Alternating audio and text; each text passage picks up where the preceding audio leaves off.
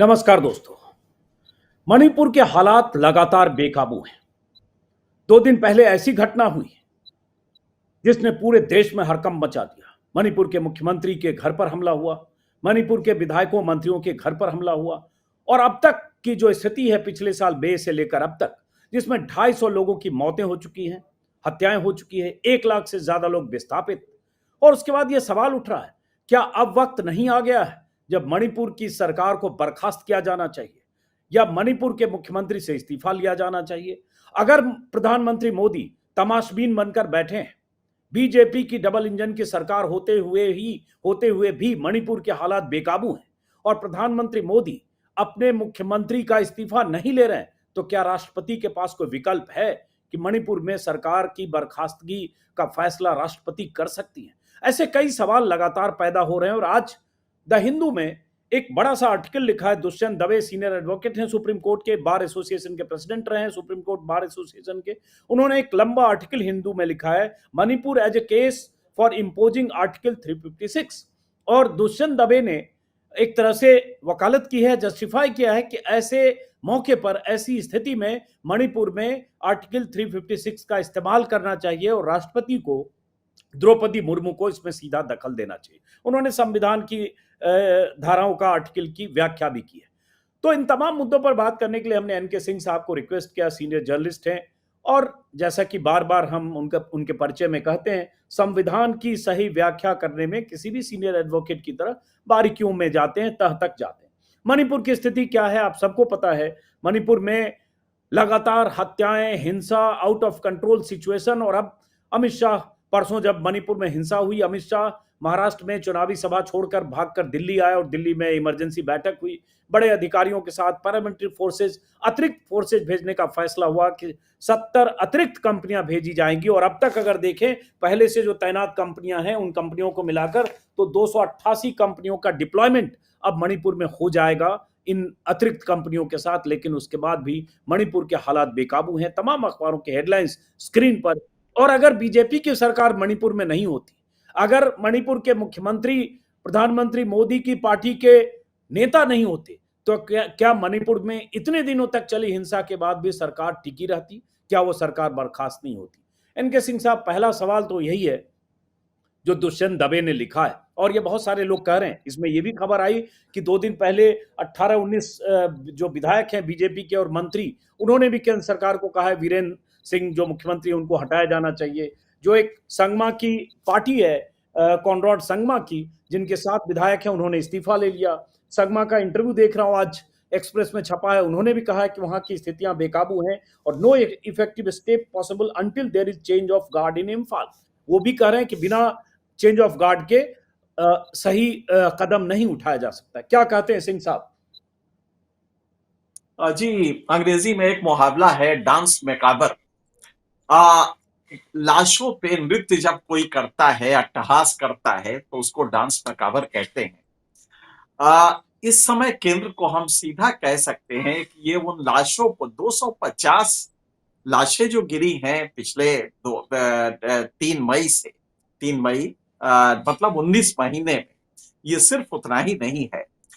हजारों लाखों लोग, हजारों घर बर्बाद हुए, वो नेस्तनाबूद हो गए और वो विस्थापित होके रह रहे हैं जहां पे, वहां पे हमले हो रहे हैं।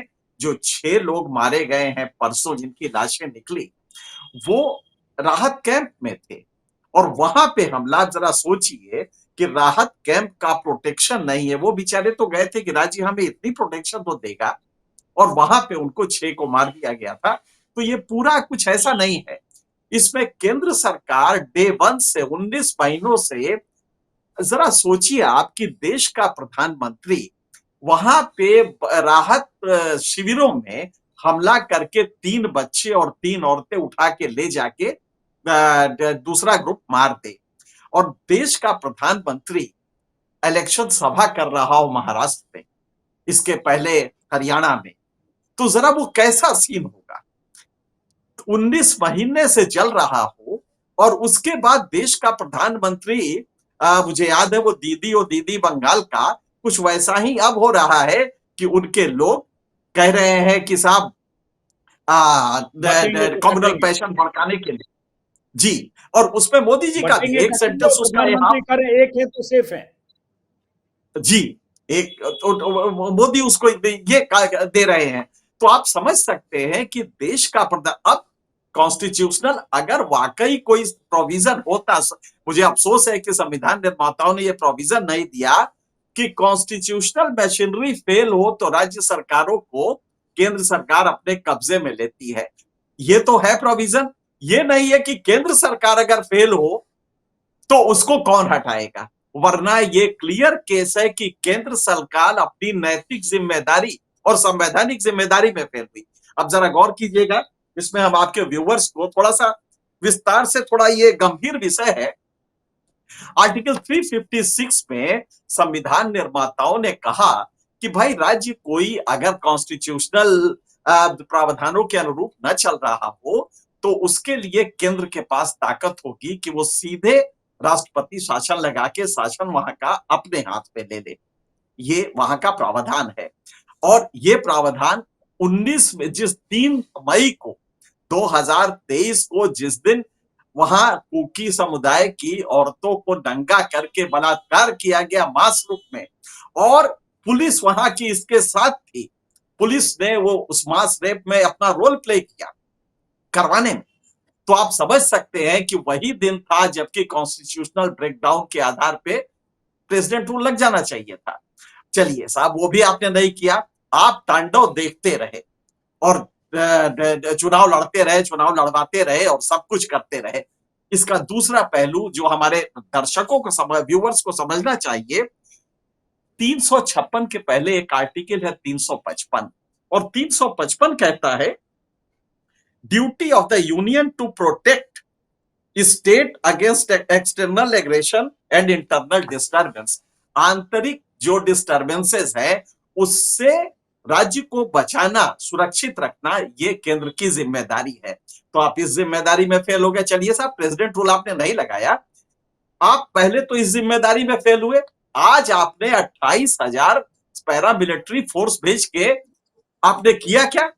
वहां का चीफ मिनिस्टर आपके खिलाफ बगावत करने को तैयार है, और अपने कल एमएलए के साथ, एनडीएफ के एमएलए जो उनके सहयोगी पार्टी है, दोनों को मिला के उसने एक केंद्र को चिट्ठी लिखी है कि अगर आपने आफ्सपा जो डिस्टर्ब्ड एरिया में लगता है, बड़ा वैसा कानून है, बड़ा ही दमनकारी कानून है, तो वो कह रहे हैं कि साहब ये मैती एरिया में ना लगाया जाए, 6 जो स्टेशन है पुलिस स्टेशन, उस एरिया में ना लगाया जाए, लेकिन कुकी के एरिया में लगाए। आप सोचिए कि वहां पे आप लॉ एंड ऑर्डर कैसे मेंटेन करेंगे जब स्टेट का चीफ मिनिस्टर इतना बायस्ड होगा। और ये डे 1 से चल रहा है, क्योंकि चीफ और ये मिनिस्टर को कुकी मैत्री का रिएक्शन कुकी में ज्यादा है, क्योंकि वो ऐसे मैतेई लीडर की तरह ज्यादा बिहेव कर रहे हैं बजाय इसके कि चीफ मिनिस्टर की तरह करें। एग्जैक्टली, और ये डे 1 से कर रहे हैं। पहले छिपाया उन्होंने घटना, छिपाने के बाद उनकी पुलिस ने, जो जिसमें बहुमत मैतेई का था, उस पुलिस ने एक रोल प्ले किया, सारे हथियार लुटवा दिए अपने और वो दे दिया एक कम्युनिटी को। उसके बाद कुकी ने हमला किया। तो ये आज जब ये रिजोल्यूशन 19 महीने बाद, चीफ मिनिस्टर की हिमाकत देखिए कि वो केंद्र को आगाह कर रहा है कि हम लोग डायरेक्ट एक्शन लेंगे, वरना ये जो आफ्सपा आपने लगाया है, जिसके पावर केंद्र के पास होते हैं, उसमें जो 6 पुलिस स्टेशन मैती बहुत उसके हैं एरिया के, वहां से हटा दीजिए और कुकियों पे फ्रेश हमला किया जाए, फ्रेश वो किया जाए। ये चीफ मिनिस्टर और उसके पार्टी का रिजोल्यूशन कह रहा है, वो आपके बीजेपी की पार्टी है। इसके बाद क्या आप रेस्टोर कर पाएंगे? आप यहां चुनाव में व्यस्त हैं, चुनाव लगातार लड़ रहे हैं, जीत रहे हैं, हार रहे हैं, लेकिन आप एक दिन भी वहां गए नहीं। इशू ये नहीं कि आप गए नहीं, इशू ये है कि आपने वहां पे, आपकी पार्टी फेल हो रही है, 250 लोग मर गए हैं, और जिन हालात में मरे हैं, बलात्कार के बाद जब मरता है कोई, तो वो स्टेट के और समाज के उस कोण को दिखाता है जो कि स्टेट फेल हो गया और जिसकी दवा करने में। तो ये जो हुआ है, जब नरेंद्र मोदी आज भाषण कर रहे हैं चुनाव सभा में, तो शर्म ये आती है कि आखिर वो जो दायित्व केंद्र का था, 355 में लिखा गया था कि ये आपकी जिम्मेदारी है कि राज्य को प्रोटेक्ट करेंगे, आप उसमें फेल हुए। चलिए, ये एक दूसरा इसका पहलू है। कि आप अगर चाहते तो पॉलिटिकली चीफ मिनिस्टर को अपने हटा देते, क्योंकि वो फेल हो रहा है लगातार। वो नाटक कर रहा है, इस्तीफा देने जाता है, अपने आदमियों को लेके जाता है, फिर इस्तीफा खुद ही पड़वा देता है और आप देखते रहते हैं। तो इसलिए कि आपको वोट उसने दिलाया था, पहले ये कांग्रेस का था, कांग्रेस से 2017 में जब ये आया, इसने आपको एक सरकार दे दी। तो क्या जादूगर है, उसने मैती समुदाय के वोट लिए और आपको दे दिया। अब आपको लग रहा है कि हमारे पास अगर हम इसको हटा देंगे तो हमारे पास सरकार बीजेपी की चली जाएगी, दूसरा कोई आपके पास है नहीं विकल्प जो कि वाकई वोट ले सके। लिहाजा ये तांडव हो रहा है और लाशों पे आप इलेक्शन लड़ रहे हैं, लाशें गिर रही हैं और आप इलेक्शन लड़ रहे हैं। तो कोई देश का और प्रधानमंत्री वो क्या भी सिंह इतना साहब डेढ़ निष्ठुर हो साल से सकता है? ज्यादा हो गए, वो भी 1.5 साल से ज्यादा हो गए। मतलब इतनी 19 बार महीने सुप्रीम कोर्ट का 19 इंटरवेंशन सब कुछ होने के बाद 18-19 महीने हो गए और आप कंट्रोल ही नहीं कर पा रहे। कुछ दिन तक वो नेशनल मीडिया में खबर नहीं आती है, मामला शांत दिखता है, पता चलता है 4 को मार दिया, 2 को मार दिया, पार्लियामेंट्री फोर्सेज और उनके बीच टकराव की खबरें। और मुख्यमंत्री, सही आपने कहा, आप अगर मुख्यमंत्री को हटा के रिप्लेस भी करते तो लगता चलो एक एफर्ट तो कर रहे हैं। आखिरकार आपकी एक पार्टनर साझेदार पार्टी आपसे 7 विधायकों के साथ समर्थन वापस लेती है कि जब तक चेंज ऑफ गार्ड नहीं होगा स्थितियां नहीं बदलेगी, यही तो कहा है कॉनराड संगमा ने। लेकिन आपने एकदम खूंटा गाड़ रखा है उसके पीछे। तो और उसके बाद जो शुरू में मैंने कहा कि ये सरकार अगर विपक्ष की सरकार होती है, अगर बंगाल में कुछ होता है बवाल मच जाता है, और यहां सब कुछ 19 महीने से हो रहा है।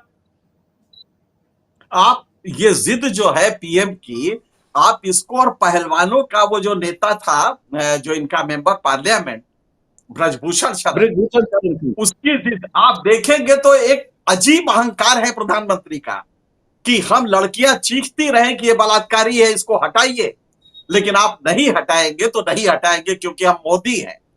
यही आपने मणिपुर में किया है कि हम नहीं जाएंगे तो नहीं जाएंगे।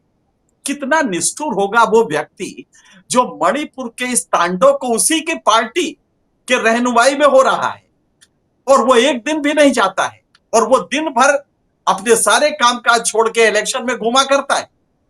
तो ये एक प्रधानमंत्री की पर्सनालिटी एनालाइज करने की जरूरत है कि ये व्यक्ति कैसा होगा जो कि चुनाव तो दिन रात लड़ रहा है लेकिन मणिपुर नहीं जाएगा, और मणिपुर में जब वोट लेना था तो जाता था। यही ये व्यक्ति जो देश का प्रधानमंत्री है, जब चुनाव होता है और ये बाकी जगह नॉर्थ ईस्ट में पूरी जगह की उन्होंने स्वर्ग बना दिया, उन्होंने पुल दे दिया, उन्होंने फ्लावर्स के लिए नया अरेंजमेंट किया है कि फ्लावर्स वहां के बिके, विदेशों में जाए, ये सब लेके आप वोट लेते हैं।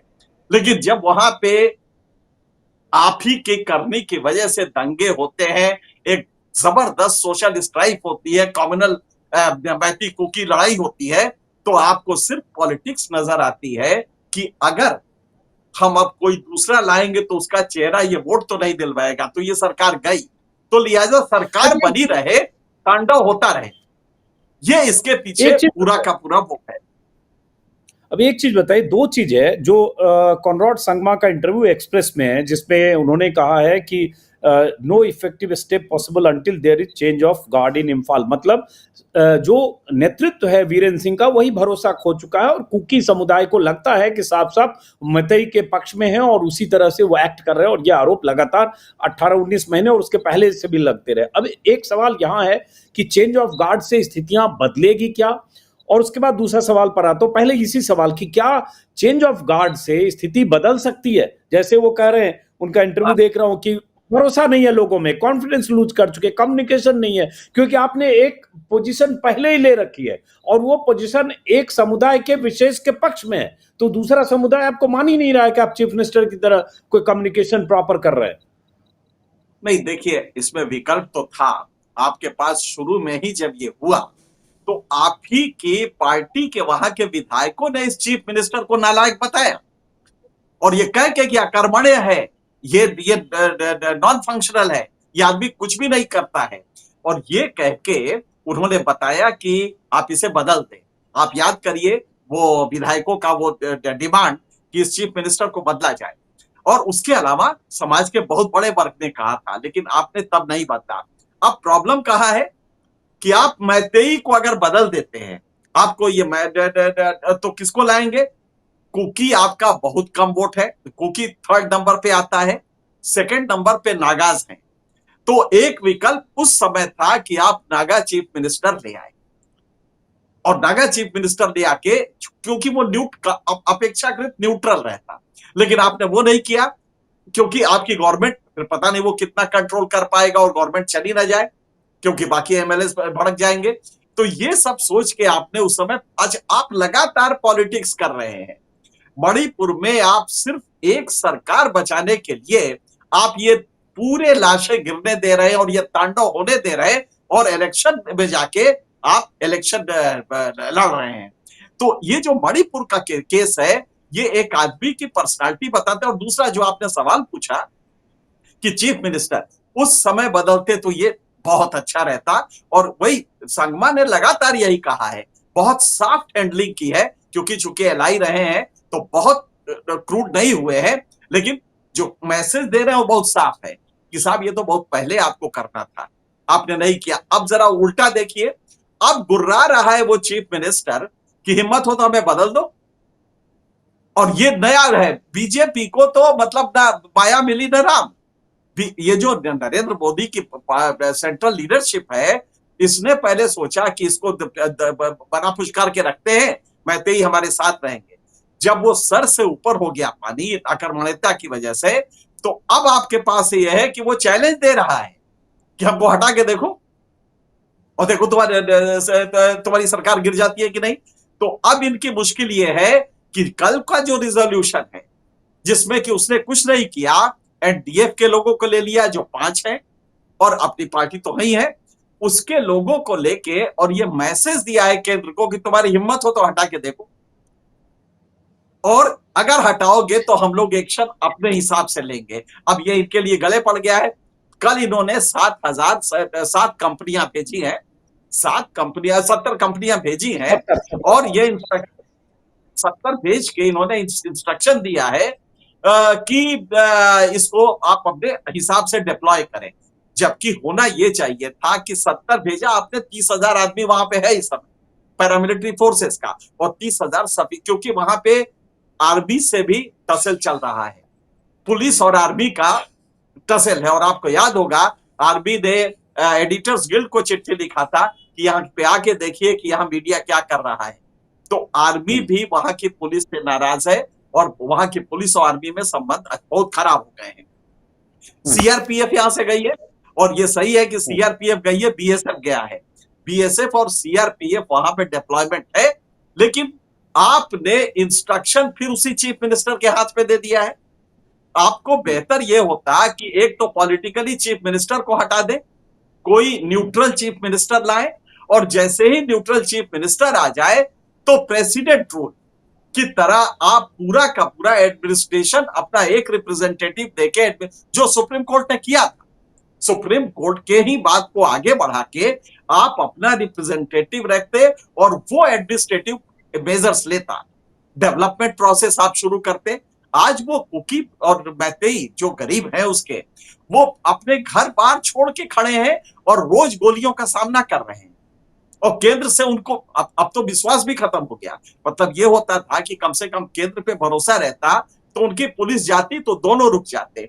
अब तो ये लग रहा है कि केंद्र भी वही बायस है जो कि हमारे चीफ मिनिस्टर का है, लिहाजा वो तो मोदी पे भी, मुझे मेरा मोदी न जाने का एक आबादी के हिसाब से वोट बैंक के लिए मतई जरूरी है सत्ता और सरकार में बने रहने के लिए, तो इसलिए आंख मूंदे बैठे। एक सवाल और है जो दुष्यंत, जहां से हमने शुरू किया, सिंह साहब, चूंकि आप संविधान के जानकार हैं, उस पे व्याख्या आप अपने हिसाब से करते हैं। जो हिंदू में जो एडिटोरियल पेज पर लेख है, Manipur as a case for imposing article 356, उसमें पहले पैरा में जो दुष्यंत दबे ने लिखा है, वो एक तरह से उन्होंने कहा है कि ऐसे सिचुएशन में अगर the president need not wait for the report from the governor because under this article the president can act if otherwise. और उन्होंने अपने हिसाब से इसकी व्याख्या करने की कोशिश की है।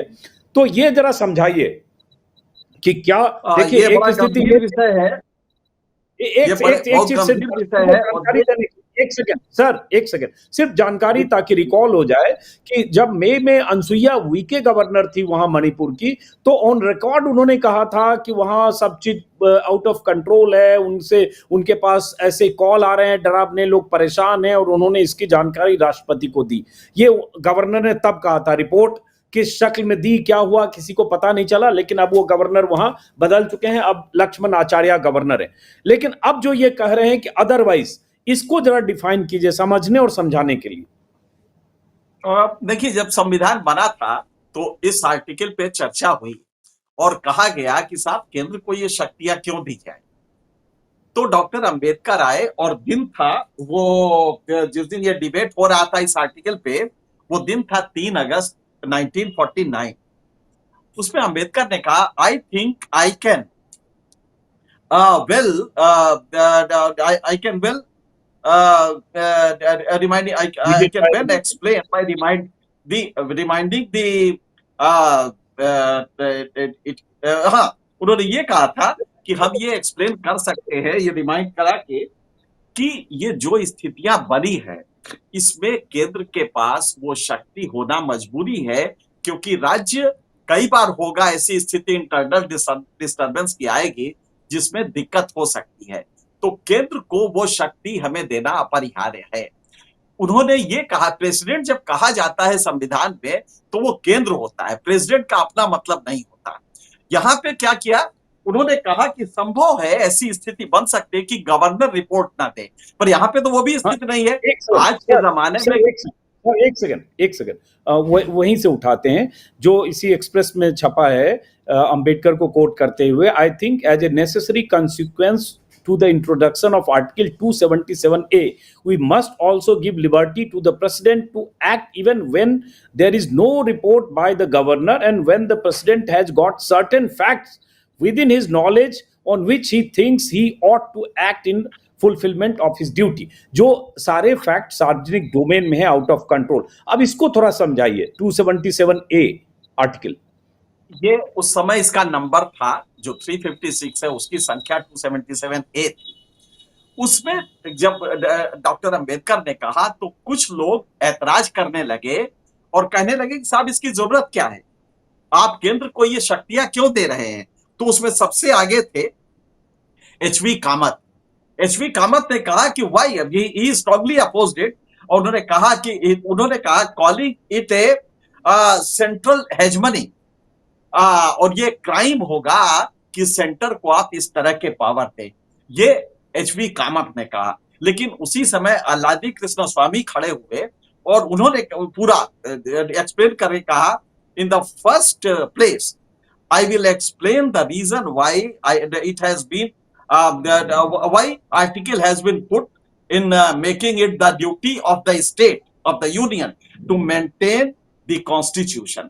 ये उन्होंने कहा कि भाई संविधान मेंटेन कैसे होगा अगर हम राज्यों पे ही छोड़ देंगे, मान लीजिए उसने फेल हो रहा है तो क्या ये केंद्र की जिम्मेदारी। इसीलिए केंद्र, मैंने जो सवेरे पहले उसमें कहा था चरण में, वो यही कहा था कि उसके ठीक एक अनुच्छेद पहले 355 में का, it shall B duty of the union, ये कर्तव्य होगा कि राज्यों में संविधान के अनुरूप शासन चले और इसके लिए वो मदद करे।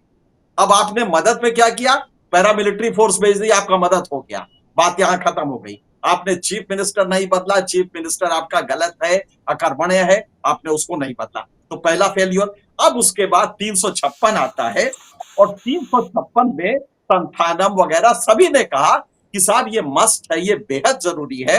अंबेडकर ने फिर खड़े हुए और कहा, failure of machinery has been used in government of India act, कि ये फेल्यूर ऑफ मशीनरी का खतरा अंग्रेजों को भी था कि राज्य में, जबकि उन्हीं का शासन था, लेकिन उस समय भी था, तो हमने इसीलिए ये फ्रेज लिया है। तो failure of the constitutional machinery, ये जब कहा गया तो अब राज्य का, ये केंद्र का कर्तव्य हो जाता है कि आप हर कीमत पे इसको प्रोटेक्ट करें। और प्रोटेक्ट क्यों करें, क्योंकि वहां की जनता का कॉन्फिडेंस तब फिर गवर्नेंस में नहीं रह जाएगा। तो इसके लिए उन्होंने कहा कि आप राज्य अगर फेल हो रहा है तो कोई बात नहीं, केंद्र पूरी तरह, तो दो तरीके हैं, पहला तो ये कि उसको आप राज्य को मदद करें, और यह आपकी कर्तव्य होगा आपका कि उस राज्य में शांति बहाल के लिए राज्य को हेल्प करें, सरकार को हेल्प करें।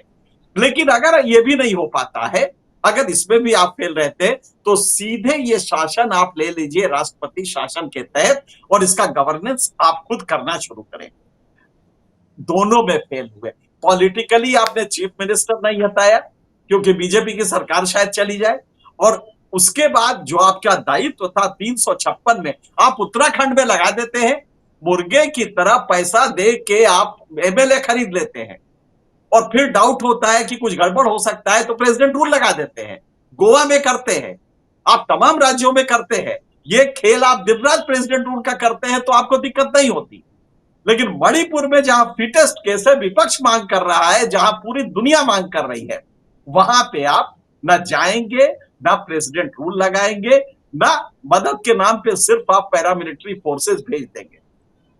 तो आप जरा देखिए, कल आज जो सस्पेंड हुआ है एसएसपी, वो आर्मी का था, पहले रिटायर हुआ, अगले दिन उसको बहाल कर दिया गया आर्मी का। उसका कंडक्ट ये था कि कल अनप्रोवोक्ड फायरिंग में उसने उसका टीम था, और उसके आदेश पे उसने एक आदमी को मार दिया, गोली मार दिया सीधा।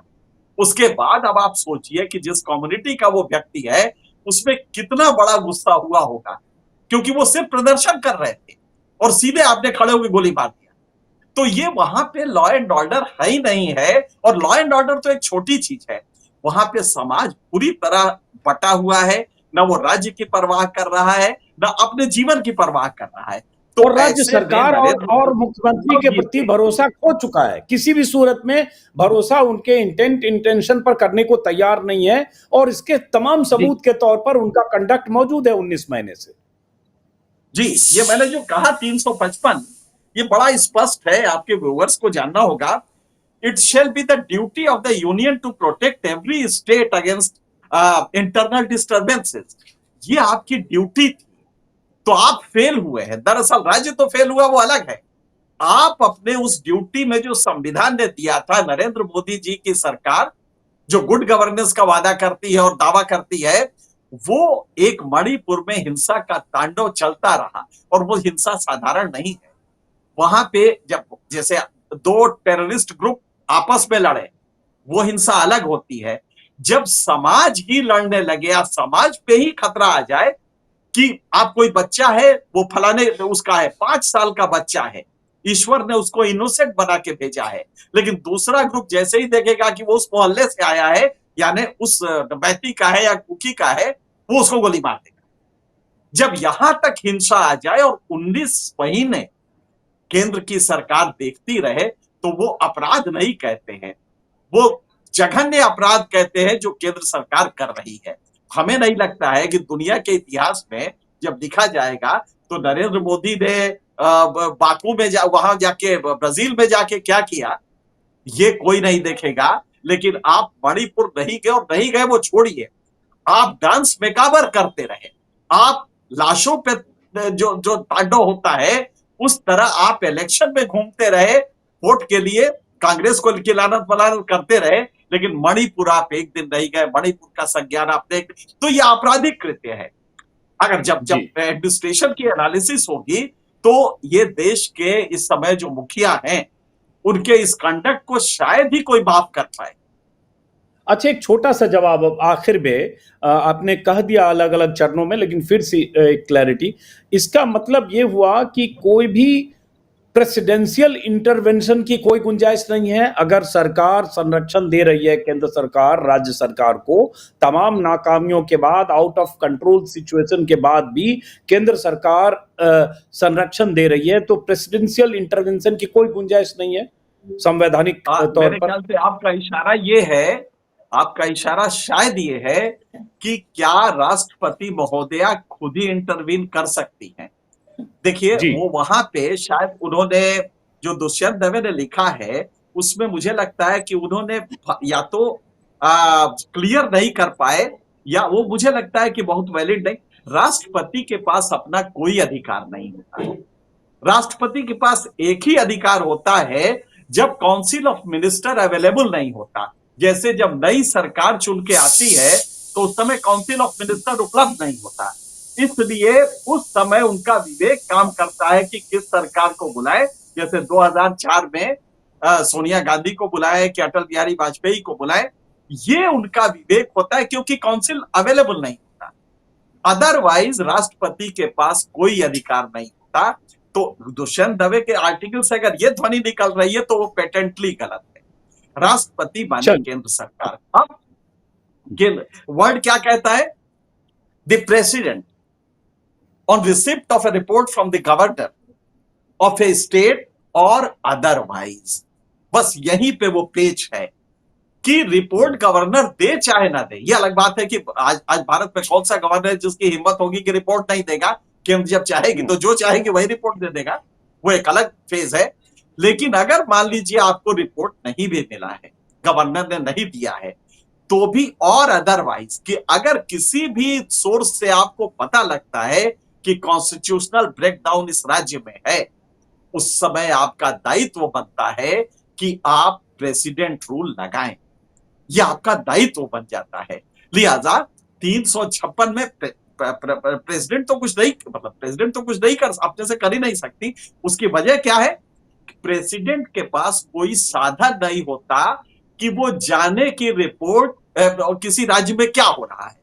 वो जो भी जानेगी वो अनौपचारिक होगा, यानी अखबारों से जान सकती हैं, या आईबी की रिपोर्ट पहले होम मिनिस्ट्री को जाएगी, वहां से वो चाहे तो मंगवा सकती हैं। मतलब कि केंद्र के पास ही वो साधन है जिससे कॉन्स्टिट्यूशनल ब्रेकडाउन को दरियाफ्त कर सके, उसका असेसमेंट कर सके।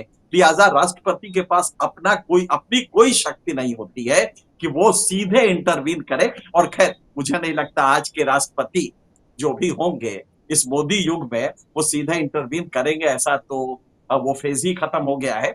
लेकिन खैर कभी फेज रहा भी नहीं और संविधान भी नहीं अलाउ करता। कभी रहा नहीं सर। राष्ट्रपति तो ऐसे हुए हैं, ज्ञानी जैल सिंह जो प्रधानमंत्री के दरवाजा खोलते रहे, तो राष्ट्रपतियों की फखरुद्दीन अली अहमद से लेके सारी कहानियां तो घोषित है सर, इमरजेंसी में कैसे आधी रात को दस्तखत किया। लेकिन चलिए इस बातचीत को सिंह साहब आपने पूरे तौर पर समझाया, चूंकि वहीं से एक टेक ऑफ मिला दुष्यंत दवे के लेख से। और सवाल ये भी कि क्या सरकार, केंद्र सरकार जानबूझकर नजरअंदाज कर रही है, आंख बंद करके बैठी है, तो क्या स्थिति है? इसका मतलब यही निकलता है कि सब कुछ केंद्र के पास है, और अगर केंद्र ये होने दे रही है और सब कुछ होते हुए भी सरकार को बचाए रखना चाहती है, तो हम लोग तमाशबीन रह सकते हैं, जैसे मोदी जी तमाशबीन है। मतलब यही हुआ संक्षिप्त में, हम लोग ये चर्चा सिर्फ करते रह सकते हैं। तो इस बातचीत को यहीं खत्म करते हैं सिंह साहब। हाँ सॉरी कुछ कहना चाहते हैं आप? सिर्फ यही है कि हम तमाशबीन है तो हमारे पर कॉन्स्टिट्यूशनल दायित्व तो नहीं है, फिर भी हम कर रहे हैं। लेकिन मोदी जी पर तो कॉन्स्टिट्यूशनल दायित्व है। 355 में ये दायित्व दिया गया है कि तुम देखो कि सुनिश्चित करो कि कॉन्स्टिट्यूशनल ब्रेकडाउन ना हो। उस समय देश का प्रधानमंत्री जब इलेक्शन खेलता है तो फिर एनालिसिस थोड़ा डिफरेंट होती है उस व्यक्तित्व के बारे में, उस प्रधानमंत्री के बारे में। ये तो कहता है कि मैं सोते जागते जनता के बारे में ध्यान रखता हूं, तो क्या ये इलेक्शन के लिए ये मैसेज होता है? मणिपुर की जनता के लिए वो नहीं होता मैसेज। तो ये जब देखते हैं हम तब लगता है कि नहीं, हमें एनालिसिस जब करनी पड़ेगी मोदी की तो शायद एक दूसरे फॉर्मेट में करनी पड़ेगी, क्योंकि संविधान का ये दायित्व है जो देश के गवर्नेंस ने पूरी तरह से अपने को उससे बचा लिया है। चलिए बहुत बहुत शुक्रिया एनके सिंह साहब, बहुत बहुत शुक्रिया आपका इस बातचीत के लिए, बहुत बहुत शुक्रिया, नमस्कार।